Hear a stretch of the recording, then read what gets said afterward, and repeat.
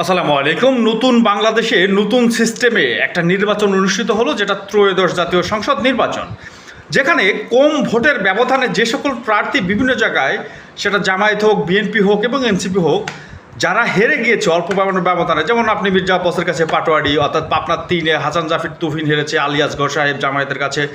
অন্য অন্য আসনে যেমন হচ্ছে ঢাকা 15 আসনে, 16 আসনে হচ্ছে আমিনুল ইসলাম, 14 আসনে তুলিয়াপা। এই সকল আসনগুলোতে যারা হেরেছে অল্প ব্যবধানে, তারা পিআর পদ্ধতিতে কিন্তু সংসদে উচ্চকক্ষে প্রতিনিধিত্ব করতে পারবে। এটাকেই বলা হয়ে থাকে পিআর পদ্ধতি। অর্থাৎ যারা হেরেছে ভোটের আনুপাতিক হারে 100 আসনকে তারা ভাগ করবে, যেখানে বিএনপির আসন হচ্ছে 46.5% এবং জামায়াতের 43.9%, অর্থাৎ ভোটের ব্যবধান কিন্তু 2.7%। সেখানে তারা 46টা এবং 42টা আসনে প্রতিনিধিত্ব করবে, যেখানে 2% ভোট পাওয়ার ফলে 2টা আসন পাবে এনসিপি।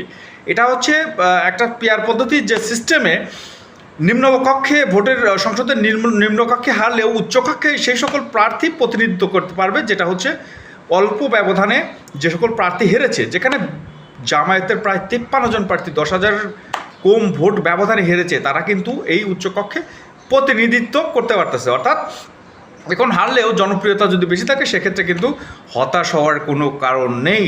চলে এসেছে, গণভোটে হ্যাঁ পাস হয়েছে, সুতরাং উচ্চকক্ষে প্রতিনিধিত্ব করবে এই সকল জনপ্রিয় প্রার্থী। ধন্যবাদ সকলকে। আসসালামু আলাইকুম।